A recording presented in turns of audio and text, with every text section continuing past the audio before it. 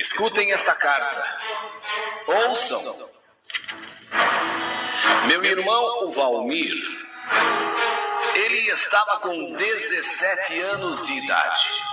Menino bom, trabalhador e aos 17 anos muito responsável. Pois bem, 17 anos, meu irmão, Valmir, bom, trabalhador, responsável. Um dia ele estava parado numa esquina. Assim, parado numa esquina e de repente por trás chegam dois rapazes, um deles ainda fala pro outro: é ele mesmo, cortou o cabelo pra gente não reconhecer. Vai, vamos dar o pau.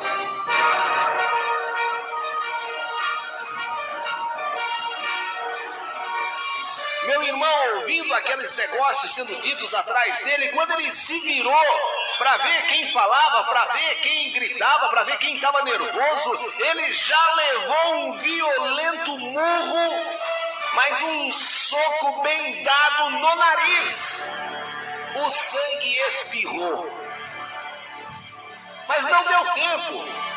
Só foi o tempo de ele ouvir aquele negócio por trás dele. Ele ali, sabe quando você está totalmente despreparado, tá assim parado, por um momento na esquina.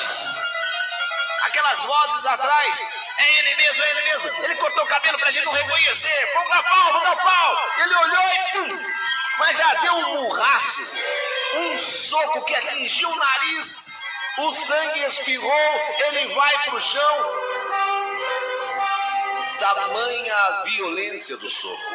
É quando ele caiu com o murro que levou, que um dos dois fala: e cara, não é o que a gente tá atrás. Você pegou o cara errado. Pô, vamos correr. Não é ele. É cara errado. E os dois saíram correndo no meio dos carros. E sumiram para sempre.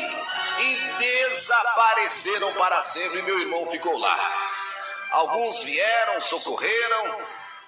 Meu irmão então se levantou, meio zonzo, meio tonto. Deram para ele papel higiênico, mais um monte de papel higiênico para ver se ele não se molhava tanto com aquele sangue. Não é nada. Não foi nada. E todo mundo querendo saber o que foi. Eu não sei. Eu nunca vi, não conheço. Eu estava aqui assim, sei lá, parado por um momento e eu não sei quem que é, não sei, eu vou para casa. E de fato ele veio para casa. Pôs gelo, lavou o rosto, lavou o nariz e aos poucos o sangue foi estancando. Nós em casa, quando vimos meu irmão chegando, ficamos horrorizados. Primeiro aquela sangueira. Mesmo com aquele rolo de papel higiênico ele limpando. Segundo, com a violência. Pô, o que ele teria feito? O que o meu irmão Valmir fez para que tivessem usado de tanta violência, mas deram um murro tão bem dado assim no nariz, na altura do nariz, do rosto? Meu irmão, ele simplesmente disse: não sei de quem se tratava.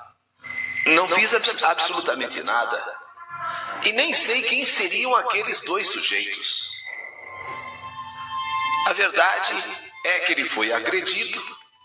E pelo que se ouviu, a agressão foi com a pessoa errada. Porque de costas, talvez meu irmão parecesse o cara que eles procuravam. Apenas com o cabelo cortado. Tanto que eles disseram: cortou o cabelo para disfarçar. Cortou o cabelo para enganar a gente. E quando meu irmão caiu, que viram pelo rosto que não era. Quer dizer, de costas, ele pareceu aquele cara que eles procuravam. Mas quando ele caiu de frente, viram que era o cara errado. Então correram e foram embora, desapareceram. E meu irmão, aquilo ficou doendo, obviamente, aquele murro. Mas o sangue estancou, a dor também foi passando. E as coisas ficaram mais ou menos normais dias depois. Mas, devido a esse soco, devido a esse murro que ele levou, Alguns meses mais tarde, ele começou a ter dificuldade para respirar. Dificuldade para respirar e vai ao médico. O médico diz que no seu nariz havia nascido uma carne esponjosa, que ele deveria ter vindo no médico, deveria ter ido no pronto-socorro. Não se pode deixar as coisas assim, porque ao levar o murro, o nariz deve ter se deslocado um pouco. Quer dizer, não chegou a fraturar, mas se deslocou um pouco e se fez ali uma carne esponjosa. E os médicos disseram que é preciso uma cirurgia. É preciso uma intervenção cirúrgica para tirar essa carne esponjosa, porque essa carne vai crescer ainda mais e daqui a pouco vai tapar a respiração. Claro que não vai crescer de um dia para outro, mas se deixar, vai. Ele com medo da cirurgia, ele com medo da operação, ele disse que eu vou pensar. Então e foi adiando essa cirurgia, que os médicos disseram, olha, não é caso de vida ou morte, mas você precisa fazer essa cirurgia. E ele foi adiando, mas também o problema foi se agravando, até que um dia não teve mais jeito.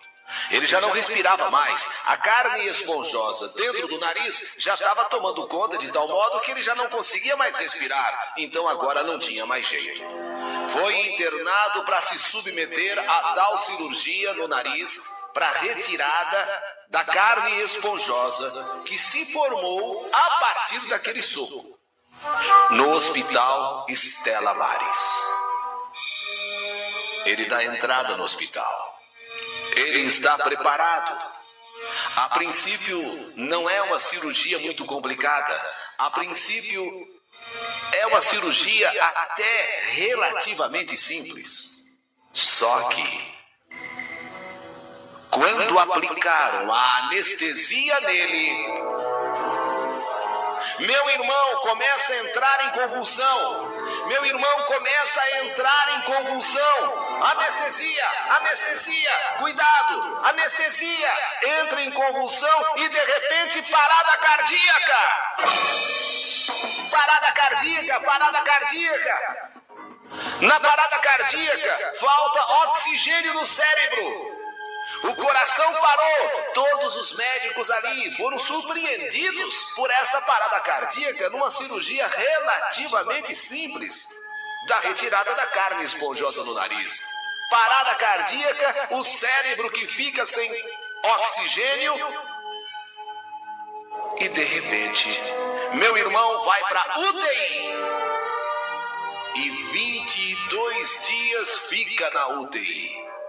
22 dias na UTI, porque com tudo que fizeram, a parada cardíaca foi um tanto quanto demorada. Reanimaram, mas faltou muito oxigênio no cérebro. 22 dias depois de UTI, meu irmão já não enxergava mais. Meu irmão já não falava mais. Meu irmão já não reconhecia ninguém. Ali diziam que não se podia fazer mais nada por ele, que se conseguisse sobreviver, poderia ter alta e voltar para casa. Mas além daquilo, nada mais tinha o que se fazer. Minha mãe desesperada, e qual mãe não se desesperaria com aquilo, assinou um termo de responsabilidade e queria transferir ele para um outro hospital. Quem sabe no outro hospital tivesse mais recursos. Quem sabe no outro hospital se pudesse fazer alguma coisa pelo meu irmão. Então eles disseram, se assinaram um termo de responsabilidade, então transfere. E foi que minha mãe fez, assinou e ele foi transferido para o Hospital São Leopoldo. Meu irmão estava com traqueostomia, infecção e pneumonia. Foram no Hospital São Leopoldo mais 12 dias de internação. Quando então os médicos reunidos chamam todos nós e dizem, sejamos claros, sejamos objetivos. Não há mais o que se fazer pelo Valmir.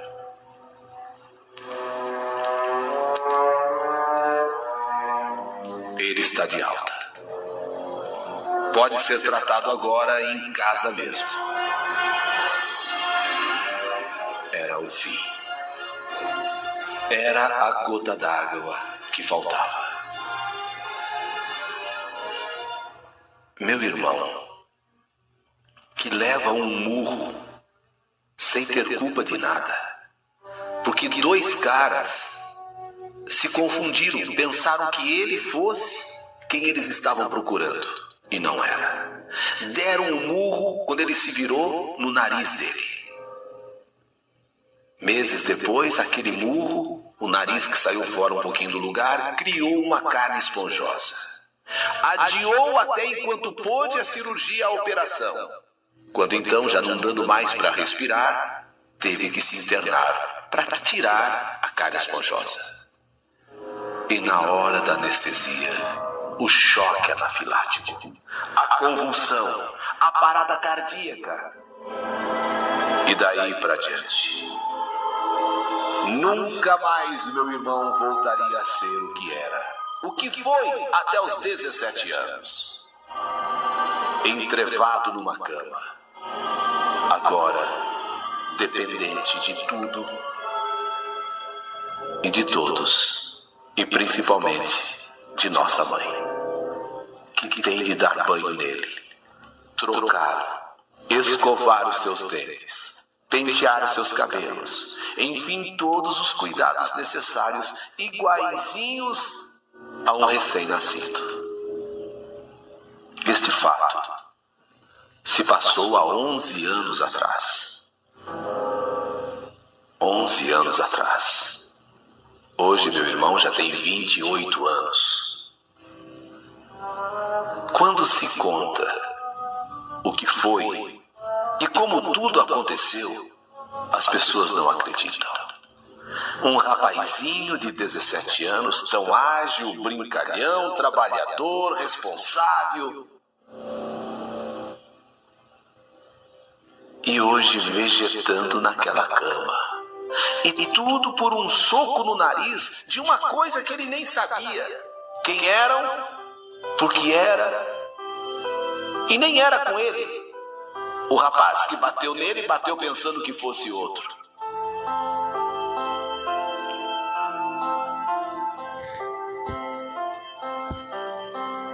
Em virtude deste soco, a carne é esponjosa.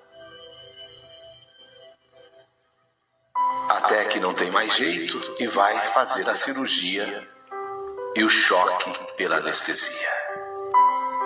A partir de então é o que se vê. Não anda, não fala, não ouve. É direto na cama. Dá um desespero vê-lo nesse estado e sabendo quem era Valmir. Perfeito até os 17 anos.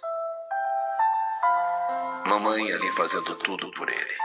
A gente olha as fotos do meu irmão com seus 13, 14, 15, 16, 17 anos e não dá para segurar.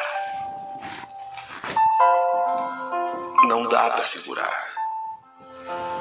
Acabaram com ele. Acabaram com nós.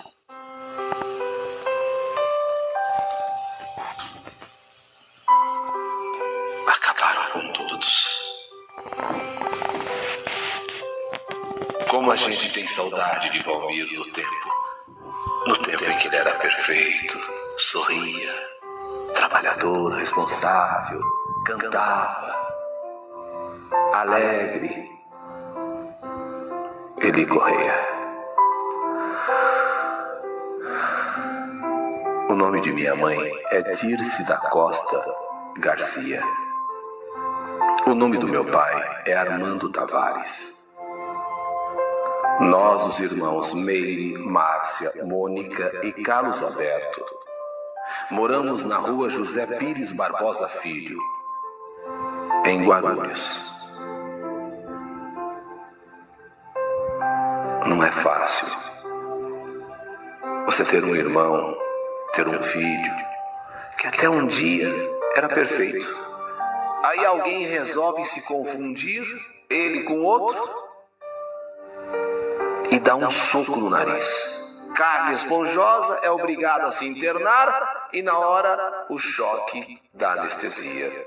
E tá aí o meu filho, tá aí o nosso irmão, há 11 anos, numa cama.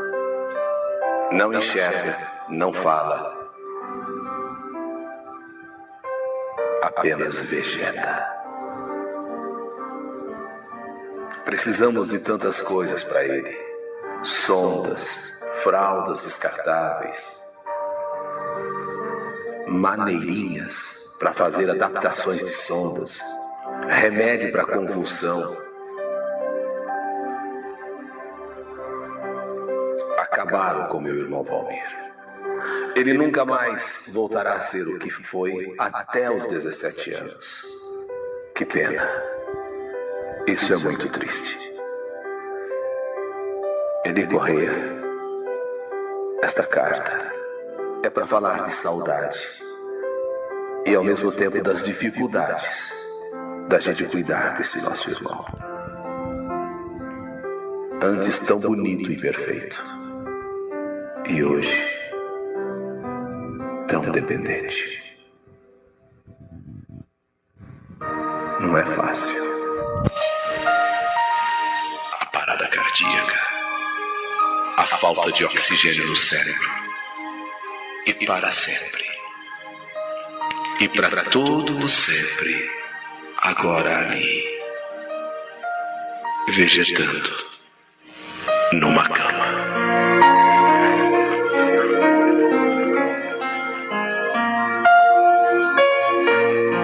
Mangueirinhas para fazer adaptações de sondas. Mangueirinhas, né? Que escreveu maneirinhas. Eu pensei que fosse algum nome de alguma coisa. É mangueirinhas. Desculpe, viu, gente? É mangueirinhas para fazer adaptações de sondas. Mangueirinhas. Eu tô falando maneirinhas porque eu entendi maneirinhas. Que às vezes pode ser que tivesse um nome, alguma coisa, alguma peça, mas não é mangueirinhas, tá certo?